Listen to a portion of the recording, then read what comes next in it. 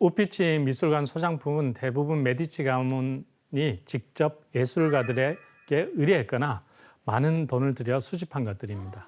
저 2,500점이 다 메디치 특히 거구나. 메디치 가문은 금융과 무역업으로 번 돈을 상당 부분 예술과 학문에 투자했습니다. 메디치 가문이 활동했던 때는 이탈리아에서 르네상스가 시작되는 시기였죠.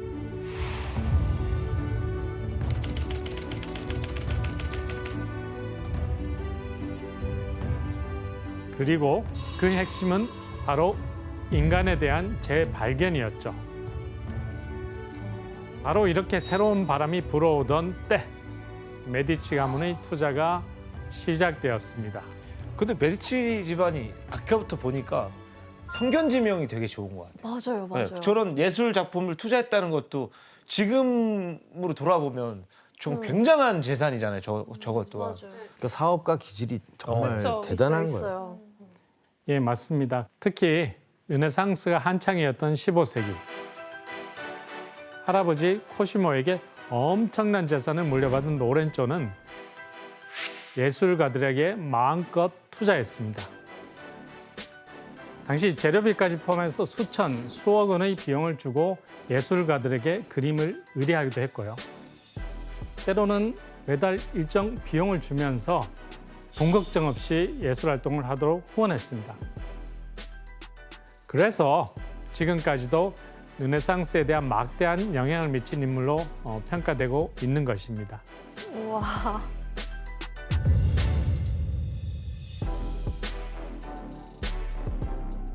그렇다면 도대체 로렌조가 어떤 목적으로 예술가들을 이렇게 후원했을까요?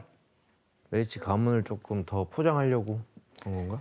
사실 가문의 명예를 높이기 위해서였습니다. 야. 그래서 재능 있는 예술가라고 판단하면 지원을 아끼지 않았던 것이죠. 어찌 보면 그 예술가들을 더 훌륭하게 만들어준 장본일 수도 있겠네요. 그렇지. 예술가 입장에서는. 후원을 많이 해줬으니까. 네, 그렇습니다. 그래서 이러한 소문을 듣고 로렌조에게 예술가들이 몰려들었습니다. 그림을 하나 볼까요? 로렌조네. 로렌조. 그러네요. 그렇죠. 예술가들이 앞다투어 로렌조에게 자신의 작품을 보여주고 있습니다. 그중 우리에게 좀 익숙한 인물도 있는데요. 맨 오른쪽 사람이 바로 르네상스의 최고의 천재라고 불리는 미켈란젤로입니다. 와, 천지창조.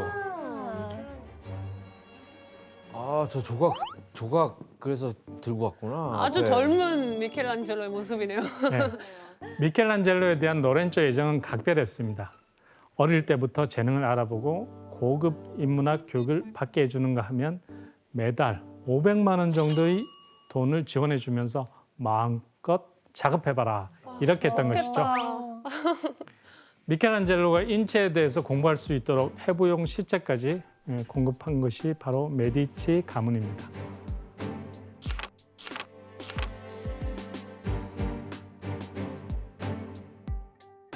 아리 씨, 어떻게 미켈란젤로 이렇게 딱 한 번에 알아봤을까요? 재능을? 이 둘의 첫 만남에 대해서 아주 재밌는 설이 있어요. 미켈란젤로가 12살 때쯤 조각 영재로 뽑혀서 메디치 가문 정원에서 그리스 신화 사티루스 신을 조각하고 있었어요. 그때 우연히 로렌조가 지나가면서 아니, 늙은 사티루스인데 이빨이 너무 건강하구나 막 이런 멘트를 하나 한마디 한 거예요. 미켈란젤로가 그거 듣고 그 이빨을 뭐 몇 개 뽑고 구멍도 내고 진짜 노인처럼 만들었대요. 그래서 로렌조가 그거 보고 깜짝 놀란 거죠.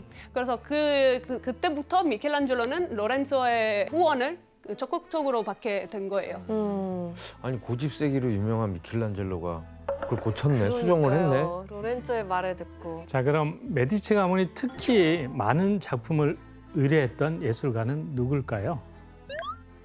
바로 비너스의 탄생을 그린 화가이자 로렌조가 친구로 삼았던 보티첼리입니다. 피너스의 탄생.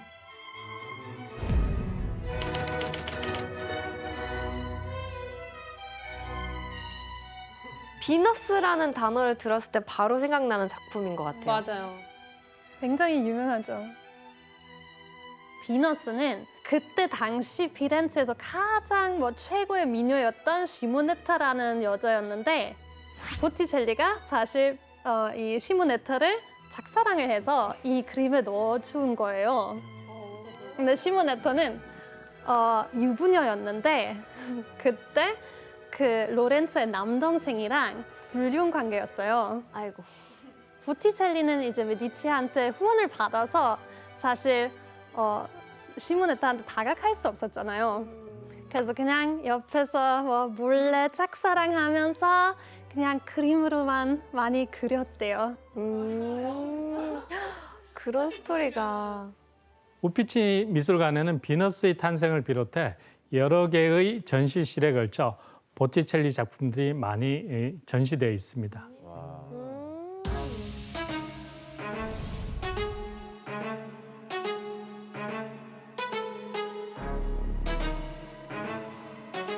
보티첼리 그림 대부분이 메디치 가문이 의뢰해서 만든 것들이죠. 그런데 당시 메디치 가문은 예술가와 작품을 계약한 후에 그림의 주제와 등장인물은 물론 각각의 인물들을 어떤 크기로 그릴지 또 어떻게 배치할지까지 세세하게 합의하곤 했습니다. 교수님, 그러면 그림에 메디치 가문의 의도가 그림에 담기게 되는 거 아닌가요? 사실 이 시기는 화가보다는 주문자의 의도가 그림에 반영되는 게 더 일반적이었습니다. 실제로 보티첼리가 그린 그림 중에는 메디치 가문의 정치적 의도가 담겨져 있는 것들이 많습니다. 한번 그림을 보고 우리 해석을 해볼까요? 네. 네. 이건 보티첼리의 프리마베라, 이탈리아 말인데 봄이라는 뜻입니다. 근데 이 그림 안에 로렌초의 의도가 뭐가 담겨 있는 거예요? 사실 미술사회에서도 해석에 대해서 의견이 분분합니다. 그래서 이 그림은 여러 가지 시각으로 매우 다양하게 해석됩니다. 하지만 철저하게 메디치 가문의 시선에서 이 그림을 한번 읽어보겠습니다. 네. 첫 번째 중요한 것은 꽃이 유독 많아 보이죠? 꽃. 네. 그리고 오른쪽에 두 여신, 여신은 꽃의 여신 플로라, 그리고 봄의 여신 클로리스입니다. 이 모든 것들이 피렌체를 상징하고 있습니다. 피렌체를 상징하는 꽃들. 또 선두에선 헤르메스 신이죠. 전령의 신이자 상업, 무역의 신이기도 합니다. 피렌체 상업하면 누가 떠오르나요? 메디치 가문입니다.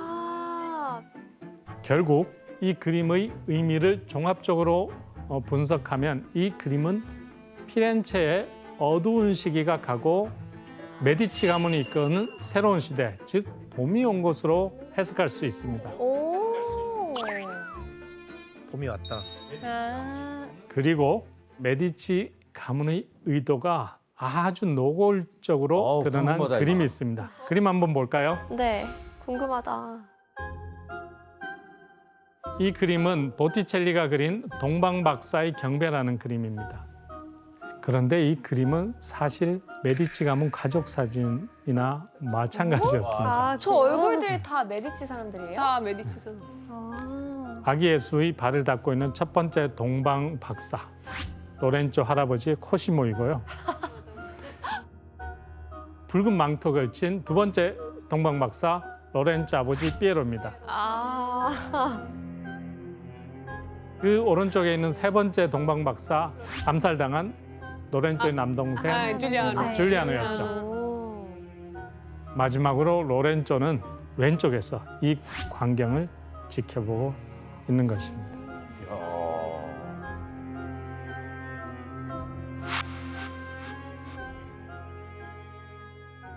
그렇구나. 사실 메디치 가문 사람들은 음악에도 관심이 많았습니다.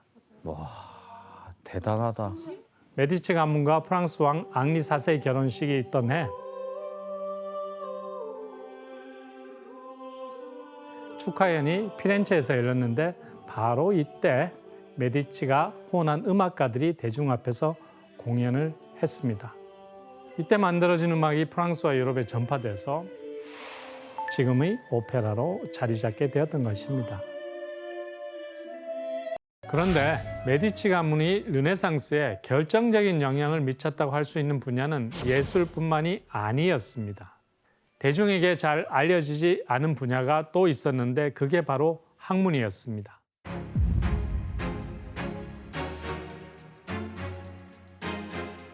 르네상스는 단순한 예술 사조가 아니라 고대 그리스 로마의 어떤 정신을 부활시키는 게 핵심이었습니다. 그래서 고대 그리스 로마의 고전을 공부하는 게 매우 중요했습니다.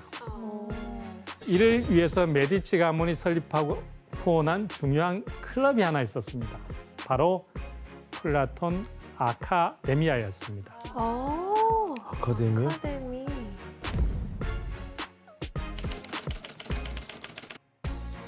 이때 메디치 가문은 비잔틴 제국에서 플라톤 연구하는 유명한 학자들을 초빙하기도 했고요. 희귀한 책을 구하기 위해서 일명 책 사냥꾼까지 고용했을 우와, 정도입니다. 그런 직업이 있어요? 책 사냥꾼? 직업은 아니었지만 돈을 주고 유럽과 멀리 비잔티움 제국까지 뒤져서 흩어져 있는 고전들을 닥치는 대로 사들였습니다. 바로 이렇게 메디치 가문이 학문원에 얼마나 열의를 보였는지 알 수 있는 것이 피렌체에 있는데 그게 과연 뭘까요? 도서관? 예, 맞습니다. 그 많은 책들을 수집했으니까. 예, 바로 유럽 최초의 공공 도서관입니다. 과거에 책이 비싸서 도서관이란 왕족이나 귀족에게만 허용된 공간이었죠. 하지만 이제 이런 도서관은 모든 시민이 누구나 자유롭게 들어와서 이용할 수 있게 만들어졌습니다. 우와. 그리고 이 도서관은 내부도 아름답지만 특히 입구의 계단이 유명합니다. 너무 멋있어요. 예, 그 이유는 바로 미켈란젤로가 설계했기 때문입니다. 그래서 미켈란젤로는 이 계단에 설계 의도를 숨겨놨는데 계단은 무척 어둡고 계단 안쪽의 도서관은 밝아 보이죠? 뭔가 진리의 빛으로 들어간다? 예, 미켈란젤로는 어둠에서 광명으로라는 컨셉을 가지고 이 계단을 설계했던 것입니다. 우와. 하여튼 굴곡은 잘 깎아 미켈란젤로가. 계단도 다 이 원형으로 이렇게 그러게요. 이렇게 그냥 간단하게 한 거 아니라. 도서관에는 1만 권 이상의 필사본이 소장되어 있는데 이 때문에 이것은 그리스 로마의 고전을 일반 대중에 공개할 의미 있는 공공도서관입니다. 사실 메디치 가문은 과학자 아카데미를 만들어서 과학자들의 연구를 지원했어요. 그때 당시 가장 유명했던 전문학자 갈릴레오 갈릴레이 있었잖아요. 지구는 그분도 돈다. 맞아요. 그분도 조빙해서 그때 온도계 발명했잖아요. 온도계. 네, 그거 오늘날의 알코올 온도계의 원조였대요. 네. 근데 그 외에도 뭐 미술 학원도 운영하면서 미술가들 키우기도 했고, 그리고 그거 바로 지금의 아카데미아 미술관이죠.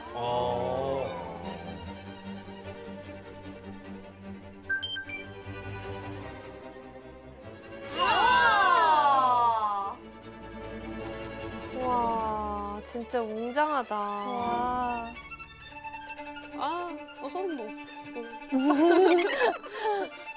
메디치 가문은 이렇게 적극적으로 학문을 후원하면서 메디치가 학문적 소양을 갖춘 뼈대 있는 가문임을 끊임없이 대중들에게 각인시켰죠.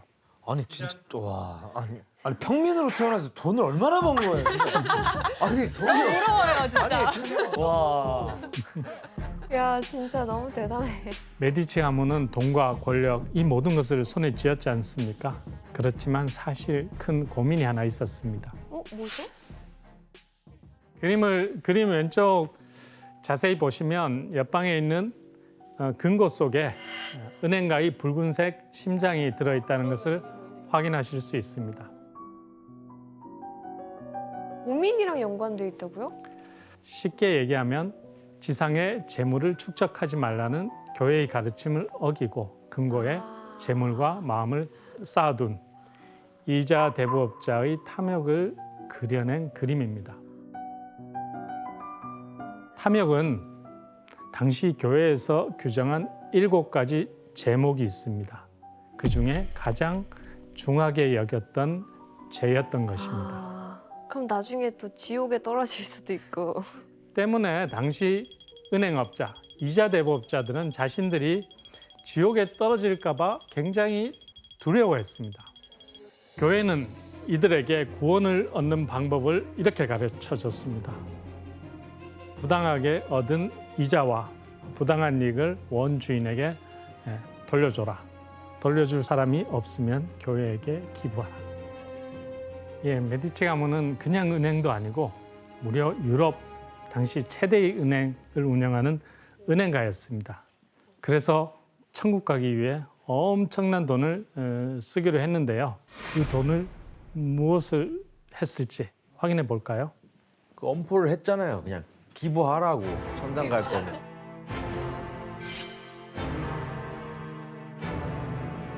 바로 피렌체의 상징이자 랜드마크 두오모 성당입니다. 야, 교회를 와. 거의 피렌체 상징.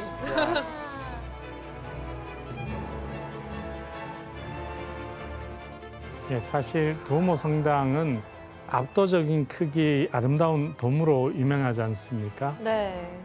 이 돔은 세계사에서 길이 남을 위대한 예술 업적으로 평가됩니다. 와, 사위 너무 예쁜데. 아리 씨 그러면은 메디치 가문에서 저 두오모 성당 건축을 후원한 거예요 그러면? 오케이, 전체 성당이 아니라 돈만. 자기가 돈만. 후원을 했는데 그때 이제 건축 기술이 조금 부족해가지고 또 워낙 너무 커서 그 돔이 계속 완성되지 않았었어요. 근데 이제 브루넬레스키라는 예술가가 있었는데 그 브루넬레스키가 방법을 찾았어요.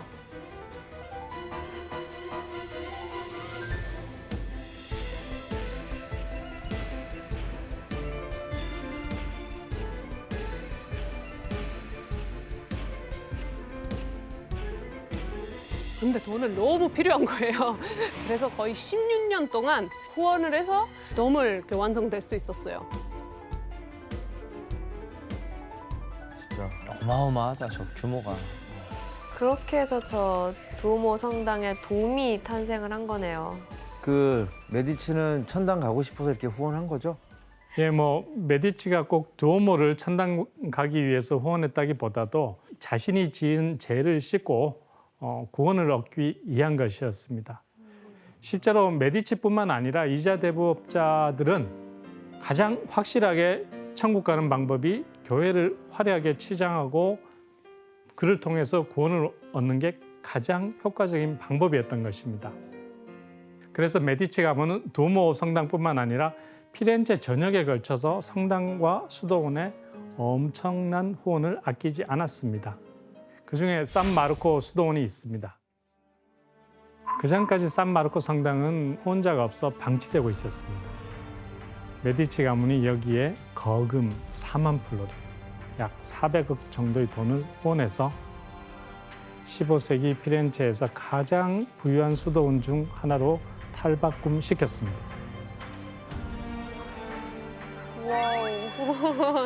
그런데 이 투자는 사실 메디치 가문 입장에서 남는 장사였습니다. 수도원 증축의 대가로 에우게니우스 4세입니다. 메디치 가문에 천국에 갈 수 있는 문서를 줬습니다. 오, 좋네요. 천국이라 할 수 있어서. 다른 거 받을 수 있어서. 게다가 아름다운 건물들에 메디치 가문의 상징들을 곳곳에 숨겨두었죠. 오, 그건 진짜 가문의 영광이다. 메디치 가문이 후원한 교회 건물이 무척 많았기 때문에 지금도 피렌체 여행 가면 어디서나 메디치 흔적을 찾아볼 수 있습니다. 로렌조는 여기서 만족하지 않았습니다. 엄청난 돈과 로비를 통해 메디치 가문에서는 2명의 교황이 나오게 됩니다. 와, 거의 모든 걸 다 가졌네. 이렇게 중세시대 유럽에서 돈, 권력, 문화, 종교까지 모든 것을 장악했던 메디치 가문은 사치, 자만에 빠졌고요. 결국 막대했던 분은 점점 바닥이 드러났고 한 시대를 풍미했던 가문의 대는 18세기 초엽에 끊어지고 말게 됩니다.